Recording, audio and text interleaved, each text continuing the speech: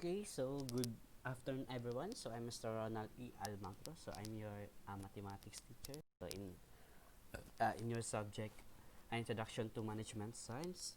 Okay, so lisod-lisod siya karon. Okay, nagapangayoon mo og recorded video. Lisod mo jud siya basta sa math. Okay, wa mo jud sayon sa math, di ba? So kinahanglan mo studyhan jud i-analyze og maayo. Okay, so let's start.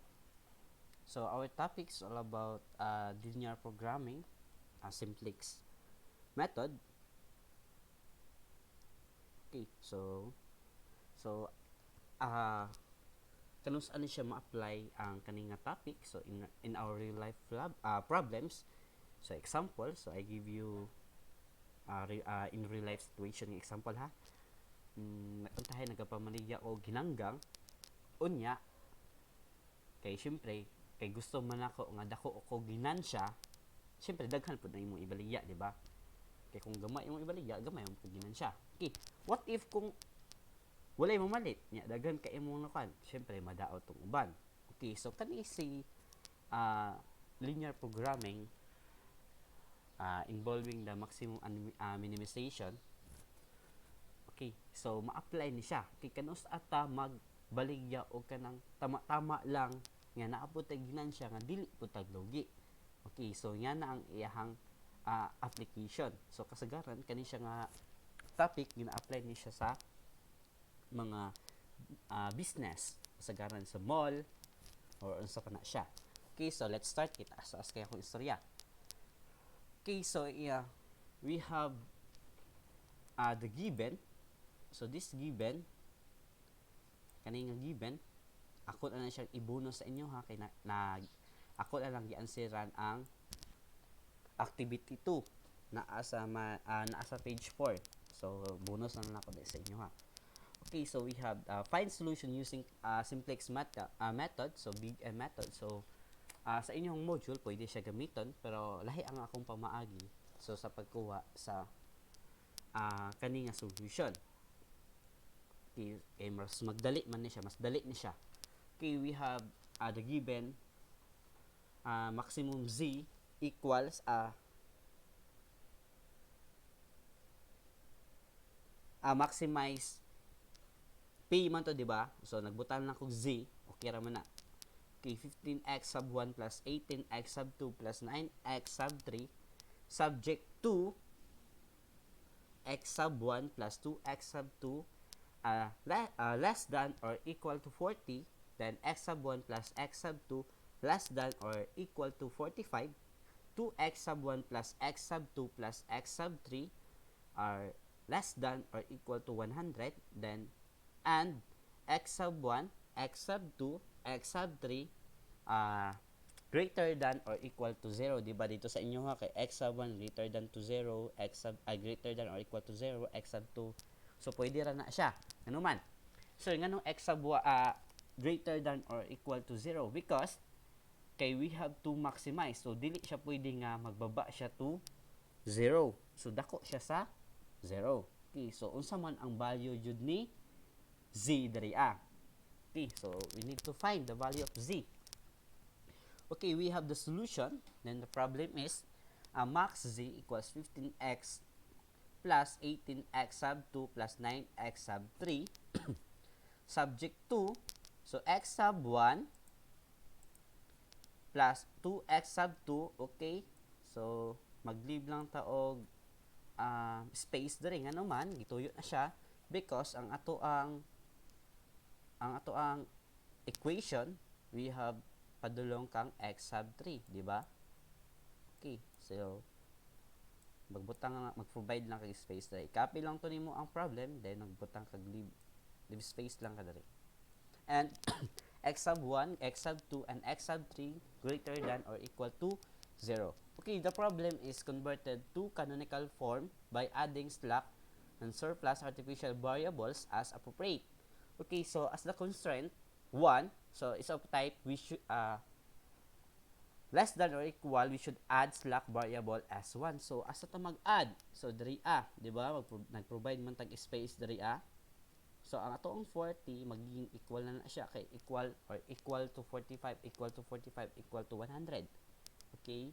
So plus S1, then and subject 2, in constant 2, mag-add pud ka og variable S2. So diri S1, S2, then space kay wa siya S1, S2 at manggibot kang subject 2, then leave space kang equation 3, leave space kang S1, S2, then add S3. S sub 3 equals 100. Okay, and x sub 1, x sub 2, x sub 3, s sub 1, s sub 2, s sub 3 greater than or equal to 0. Okay, we have to tabulate. Okay, mag-tabulate ta karon. Okay, we have the value of CJ. So, akong ibutang value of CJ asa man. So, mo na siya. 15, 18, 9, 0, 0, and 0, and butang tag bracket. Okay? So, are you with me? Okay. So, we need to put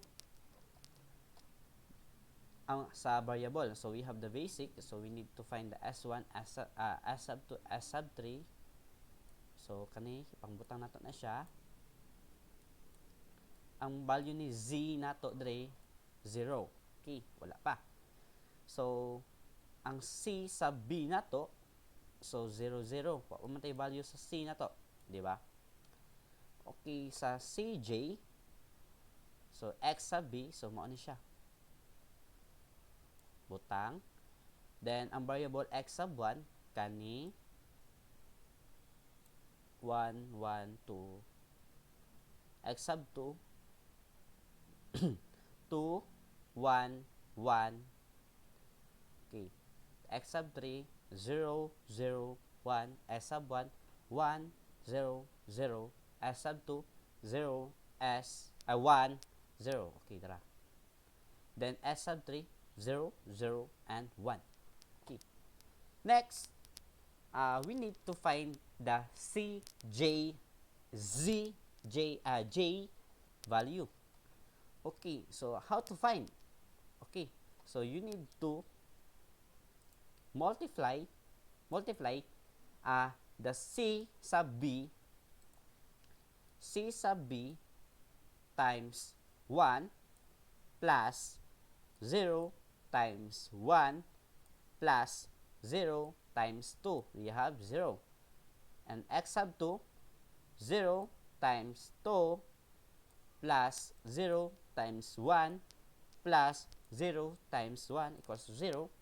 S sub 3, 0, 0, CB multiply X sub 3, 0 plus 0 times 0 plus 0 times 1 plus, wala na, 0.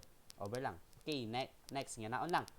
Okay, next, pag mabutang na to, if you done writing the value of CJ as ZJ, so next you need to find the value of ZJ minus CJ. So asa tong kwanto ZJ, so 0 minus 15, negative 15, 0 minus 18, negative 18, 0 minus 9, negative 9, 0 minus 0, 0, 0, 0, 0. Okay. Next, we need to find the entering variable. So, we have the entering variable. So, unsaon siya pagpangita? Okay. I-locate lang ninyo ang pinakagamay nga value diri kay JJ minus CJ. Okay, you need to find the smaller number. Okay, so what is the smaller number? We have the negative 18 as so as siya na-locate. Okay, so negative 18 locate in x sub 2. So we have the entering variable is x sub 2. Okay. The minimum ratio is 20 and straw index 1. So the living base variable is 1. Nganuman. Okay. So after finding the entering variable, So, locate in x sub 2, dili pwede si x sub 1 because sa x sub 2 ang pinakagamay nga value. Okay. So, you need to formulate x sub b over where is the smaller variable or the smaller number. So, locate in x sub 2. Okay. So, x sub b, so 40 divided by 2, 20, 45 divided by 1, 0, 100 divided by 1, 100. Okay. So, in finding the pivot element, so where is the pivot element? 2. Kaning nganong 2? Why 2? Because the main ratio, kinsa ang pinakagamay? Okay. So, the smaller number is 20. So, what is the minimum, the pivot element? We have 2. Ano lang. Okay. So, the entering, we have the x sub 2, the departing, the x sub 1, then the key element is 2. Okay. So, we get the value of x sub 2. So, nakuha na nato ang value ni x sub 2, which is C20. So, si x sub 1, automatically 0 na lang ni siya. Okay. So, next, we need to tabulate. So, how to tabulate the next table? The next table, so we need to, so erase na ako na eh.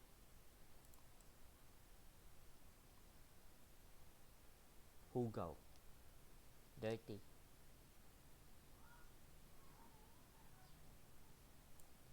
Next, we need to tabulate. So, in x sub 2, we need to, and in table 2, we have to apply the Gauss elimination method. So, ang 2, magiging 1 nan siya. Magiging 1. Then, kani, magiging 0, 0. Okay. So, we need to find the x sub 3. Next. So, nag-departing na ta kang s sub 1. Okay. So, we need to apply the row 1 new equals row 1 all divided by 2. Okay. 2 divided by 2 equals ganyan. Okay. So, we have ako lang ihatag nga subcopy para masubaybay ninyo. Okay. So, same lang. I-copy lang ni siya. The basic na to. So, we have the x sub 2 kay nag-departing naman si s sub 1. Living variable na to. Okay, we have the s sub 2, s sub 3. Okay, so, the CB, ato ang CB ani, so we have 18. So, magiging positive 18. Okay, CB 18. Then, the XB, so, asan na siya nakuha? Dili na siya nakuha. Okay, sa new na to. Okay, 20, 0.510, 0.500. Okay. Then, row 2, 25, 0.5, 000, negative 0.510. Then, in row 3, 80, 1.5010, negative 0.501. Okay, katong old og ang new, imo lang i-substitute dari sa formula. Okay. So, next, we need to find the ZJ. Okay, how to find the ZJ? So, we need to multiply the 18 times 20, 18 times 0.5 plus 0 times 0.5 plus 0 times negative 1.5 equals 9. Then, 18 times 1 plus 0 times 0 plus 0 times 0 equals 18. 18 times 0 equals 0 plus 0 times 0 plus 0 times 1 equals 0. Then, 18 times 0.5 plus 0 times negative 0.5 plus 0 times negative 0.5 equals 9. Okay, ganyan lang.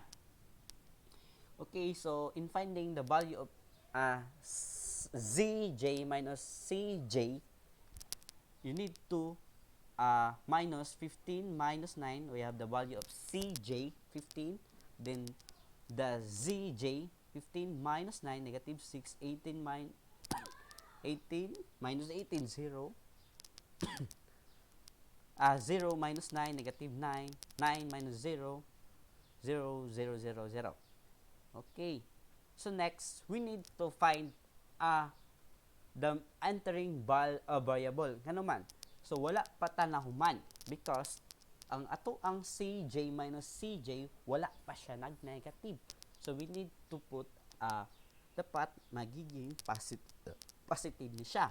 Okay, so how to find the entering variable? So in finding entering variable, so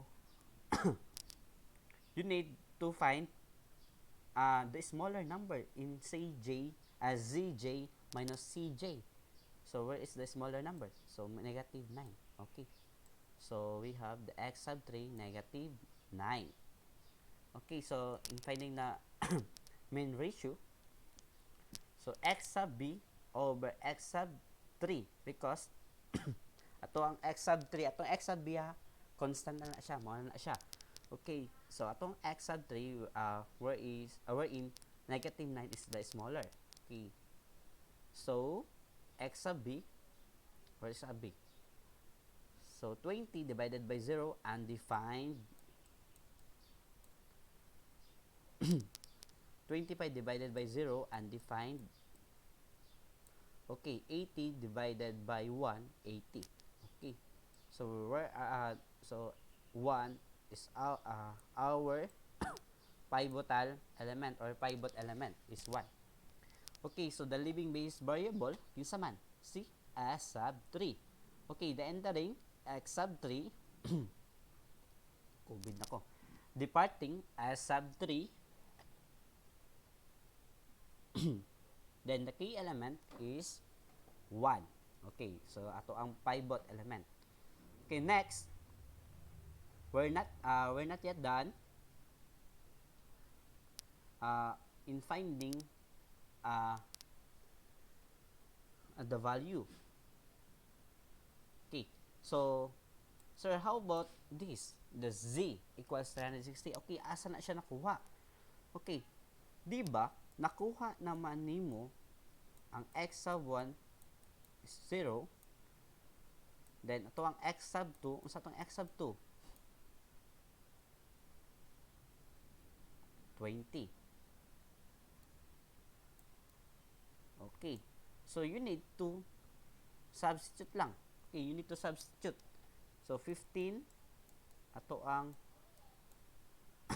the maximize equation. So 15x the value of x sub 1 0, x sub 3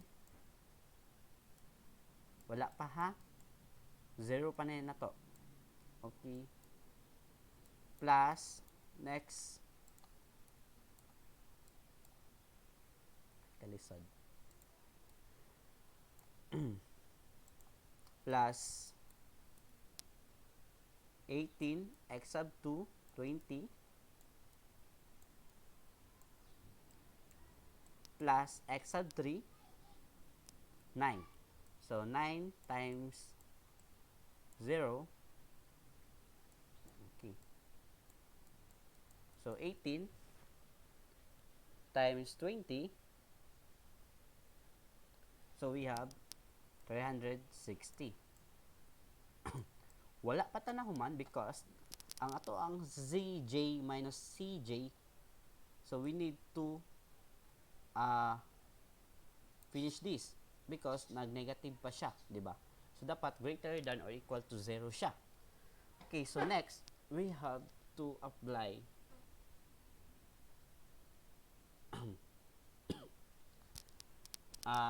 the Gauss elimination method. So we have the formula R3 new equals R3 og. Okay, nakabutang na diri ah. Okay. So next, in iteration 3, so we have the B, X sub, the basic, X sub 2, S sub 2, and X sub 3. So ato ang S sub 3 diri nag-leave na siya. Okay, we have the CB. So CB in X sub 2, we have 18, di ba? 18 X sub 2. Then the S sub 2, 0. Then the X sub 3, we have 9. So magiging positive 9. Okay, so we have, so ang ato ang mga value diri so ato lang ibutang diri same ra man gyapon siya, di ba? 20, 25, 80. So butang lang, right lang nato. Okay, so next we need to multiply the CB and X sub 1 para makuha na to si ZJ. So 18 times 20 plus 18 times 0.5 plus 0 times 0.5 plus 9 times 1.5, 22.5. 18 times 1 plus 0 times 0 plus 9 times 0, 18. 18 times 0 plus 0 times 0 plus 9 times 1, 9. Okay, and so on. Okay, so diba? Okay, so we have the ZJ value 22.5, 18, 9, 4.50, and 9. So in finding the CJ minus CJ, okay, so you need to minus lang 22.5 minus 15 equals 7.5. 0 minus 18 minus 18, 0. Okay, so since all ZJ minus CJ greater than or equal to 0, okay, nagsatisfy po. Okay, so nagsatisfy siya. Okay, so after satisfy, okay, so hence optimal solution is arrived with value of variables as, so we the value of X sub 1 natin, so we have 0. Okay, so ang value ni X sub 1, 0 na siya. Then the X sub 2 equals 20. So nakuha na to dito sa precast. Then the X sub 3 equals 80. So the maximum value of Z equals 1080. So asa man na siya nakuha, sir? Okay, ato lang siyang i-substitute dito sa original maximized equation. So Z equals 15 0, okay, daraw 0 plus 18 times 20 plus X sub 3, 9 times 80. So, okay, so sa Z equals 1080. Okay, so nasabtan basta siya nga topic. Okay, so salamat kaayo sa inyo ha. Okay, I hope nga mapasa na ninyo ang inyong the last module 1, pwede ugma kay so gi-extend lang nako ang inyong ang deadline kay because wala ko kabantay holiday Monday November 30. Okay, so tomorrow, so please submit your work or output. So in module 1. So in module 2, so please submit in Friday para mahina-hina na ako sa check. Okay, so salamat. Okay, so pakicopy na lang ani para naamoy guide. Or pwede answer naman ni siya. Bonus na ako ni siya. Okay, so maraming salamat. Keep safe.